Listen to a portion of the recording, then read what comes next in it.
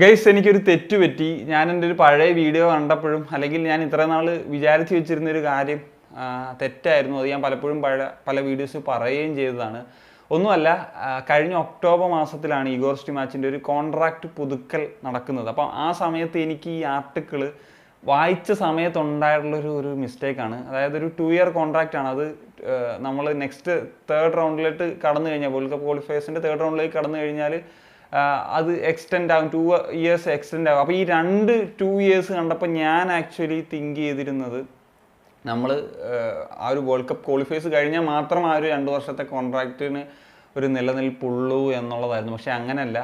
Already 2025 June വരെ ഒരു contract, അതിനുശേഷം നമ്മൾ തേർഡ് റൗണ്ടിലേക്ക് കഴിഞ്ഞ് കഴിഞ്ഞാൽ വീണ്ടും 2 ഇയർ, അതായത് 2028 വരെ ഒരു കോൺട്രാക്റ്റ് നമ്മൾ തേർഡ് റൗണ്ടിലേക്ക് കടന്നു കഴിഞ്ഞാൽ സ്റ്റിമാച്ചിന് ഓട്ടോമാറ്റിക്കലി ട്രിഗർ ആകും എന്നുള്ളതാണ്.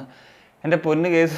ഞാനിത് കാരണം എന്ന് വെച്ചാൽ ഇത് ഇപ്പം ശ്രദ്ധിക്കാനുള്ള കാരണം, ഞാൻ ഉണ്ടായിരുന്ന പല ഗ്രൂപ്പ്സിലും അല്ലെങ്കിൽ നമ്മൾ ഡിസ്കസ് ചെയ്യുന്നിടത്തും എല്ലാം ഞാൻ പറഞ്ഞിരുന്നത്, അപ്പം അവരുടെ ഒരു സംസാരത്തിലും എല്ലാം ഞാൻ ഇങ്ങനെ തരത്തിലാണ് വിചാരിച്ചുകൊണ്ടിരുന്നത്.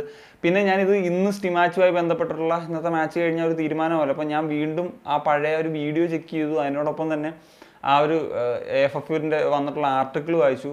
അപ്പോൾ എനിക്ക് ആർട്ടിക്കിൾ വായിച്ചപ്പോൾ ചെറിയൊരു കൺഫ്യൂഷൻ വന്നു. ഞാൻ പിന്നെ കുറച്ച് വേറെ ന്യൂസ് അല്ലെങ്കിൽ വെബ്സൈറ്റ്സിലൊക്കെ കയറി നോക്കിയപ്പോഴാണ് ഇതിന് എനിക്കൊരു ക്ലാരിറ്റി കിട്ടിയത്. ഗൈസ്, ഇത് ആക്ച്വലി ഇത് എന്താണ് ഇങ്ങനെ, അന്ന് ഞാനൊരു കോൺട്രാക്റ്റിൽ തറക്കിടില്ല എന്നാണ് പറഞ്ഞത്. പക്ഷേ ഇത് ഒരു വല്ലാത്തൊരു കോൺട്രാക്റ്റ് ആയിപ്പോയി. കാരണം 2028 ഒരു 10 വർഷത്തെ കോൺട്രാക്റ്റ്, അപ്പം ഒരു സെർവിങ്, അപ്പം ഇഗോർ സ്റ്റിമാച്ചിന് കിട്ടുമോ, എന്ത് കാര്യത്തിന് എന്നുള്ളതാണ് എനിക്ക് മനസ്സിലാകാത്തത് ഇപ്പോൾ. അത് ഷാജി പ്രഭാകരൻ മറ്റോ കഴിഞ്ഞ ദിവസം ഒരു Q&A സെഷനിൽ പറഞ്ഞിരുന്നു, അന്ന് ലെബനൻ കുവൈറ്റും ഒക്കെ ആയിട്ട് ജയിച്ച്, അപ്പോൾ അതിൻ്റെ ഒരു പെർഫോമൻസിൻ്റെ ബേസിലാണ് ഇങ്ങനെ ഒരു കോൺട്രാക്ട് കൊടുത്തത്. അങ്ങനെ ഒരു 2 ടീമുകൾക്കെതിരെ ജയിച്ചെന്ന് പറഞ്ഞിട്ട് എനിക്കറിയാം ഇതൊരു biggest scam of Indian football എന്ന് തന്നെ പറയേണ്ടിയിരിക്കുന്നു. ഇത് എനിക്ക് അറിയില്ല കേസ്. ഇത് ഇപ്പം ഷാജി പ്രഭാകരനെ മാത്രമല്ല, നമുക്ക് ടെക്നിക്കൽ കമ്മിറ്റി എന്ന് പറയുന്ന ഒരു ഗ്രൂപ്പ് ഓഫ് ആളുകളുണ്ട്. അതിൻ്റെ ചെയർമാൻ IM വിജയനാണ്. പിന്നെ യൂജിങ്സൺ ലിംഗ്തെ പോലെ കുറച്ചധികം ആളുകൾ ആ ഒരു ടെക്നിക്കൽ കമ്മിറ്റിയിലുണ്ട്. ഇവരെല്ലാവരും കൂടി എടുക്കുന്നൊരു തീരുമാനമാണ്. ഇവരൊക്കെ നമ്മളെക്കാളിലും നമ്മൾ ജസ്റ്റ് ഫാൻസ് ആണല്ലോ, ഇവർ ഇന്ത്യൻ ഫുട്ബോൾ എക്സ്പേർട്സ് എന്ന നിലയിൽ. അപ്പം എന്തർത്ഥത്തിലാണ് ഇങ്ങനെ ഒരു തരത്തിലുള്ള, അതും ഒരു വലിയൊരു ബിഗ്ഗസ്റ്റ് അച്ചീവ്മെൻ്റ് അല്ലേ പറഞ്ഞു. അത് അങ്ങനെ ഒന്നും കാണാത്തൊരു തരത്തിൽ എനിക്ക് അറിഞ്ഞുകൂടാ ഗൈസ്. ഇത് ഞാൻ പറഞ്ഞല്ലോ, ഒരു സ്കാമായിട്ട് മാറുന്നൊരു രീതിയിലേക്കാണ് പോകുന്നത്. ഇത്ര നാളും ഞാൻ പ്രതീക്ഷിച്ചിരുന്നത് ഇനിയിപ്പം ഖത്തർ മാച്ച് നമ്മൾ തോറ്റ് അല്ലെങ്കിൽ നമ്മൾ തേർഡ് റൗണ്ടിലേക്ക് സർവൈവ് ചെയ്തില്ലെങ്കിലും ഒരേ ഒരു ഹോപ്പ് ഇഗോർ സ്റ്റിമാച്ച് പോകുമെന്നുള്ളതായിരുന്നു.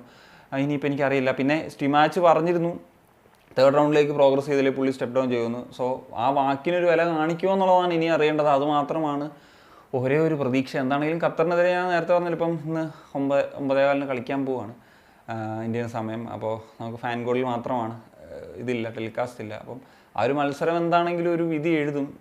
തേർഡ് റൗണ്ടിലേക്ക് കടന്നു കഴിഞ്ഞാൽ ഒരു ബിഗ്ഗസ്റ്റ് വലിയൊരു ട്രാൻസ്ഫർ ഒരു ബിഗ്ഗസ്റ്റ് ഒരു കോൺട്രാക്ട് എക്സ്റ്റൻഷൻ കൂടി ഇവിടെ നടക്കും എന്നുള്ളതാണ്. എനിക്കറിയില്ല ഇതിൻ്റെ ഇതെന്തായി തീരും. ഇനി ഫ്യൂച്ചറിൽ പുള്ളിയെ പറഞ്ഞു വിടണമെങ്കിൽ എന്ത് ചെയ്യണം. ഇത് സിമ്പിളായിട്ട് ഇങ്ങനത്തെ ലോങ് കോൺട്രാക്റ്റ് കൊടുക്കുന്ന സമയത്ത് സിമ്പിളായിട്ടൊക്കെ ചെയ്യാവുന്ന കാര്യങ്ങളുണ്ടായിരുന്നു. ഇപ്പോൾ തേർഡ് റൗണ്ടിലേക്ക് പ്രോഗ്രസ് ചെയ്തില്ലെങ്കിൽ ആക്ഷൻ എടുക്കാൻ പറ്റും, അല്ലെങ്കിൽ ഇത്ര പോയിൻറ്റ്സ് കിട്ടിയില്ലെങ്കിൽ ആക്ഷൻ എടുക്കാൻ പറ്റും, അല്ലെങ്കിൽ ഒരു ഇവരുടെ, അതായത് ഇന്ത്യൻ ഫുട്ബോൾ ഫെഡറേഷൻ്റെ ഭാഗത്തു നിന്ന് അസംതൃപ്തി വരുന്നൊരു സമയത്ത് എടുക്കാൻ പറ്റും എന്നൊക്കെയുള്ള ക്ലോസുകളൊക്കെ വെക്കായിരുന്നു. ഇത് എന്ത് ഐ ഡോണ്ട് നോ ഗൈസ്. ഇത് എനിക്ക് ഇത്രേ പറയാനുള്ളൂ. അപ്പം എന്താണെങ്കിലും പുള്ളി തോക്കുവാണെങ്കിൽ സ്റ്റെപ്പ് ഡൗൺ ചെയ്ത് പോട്ടെ എന്നുള്ള കാര്യം മാത്രമേ ഇനിയിപ്പോൾ പറയാനുള്ളൂ. അപ്പോൾ നിങ്ങളുടെ ഒപ്പം ഉറപ്പായിട്ടും കമ്പോസ് ചെയ്യാൻ പറ്റുക.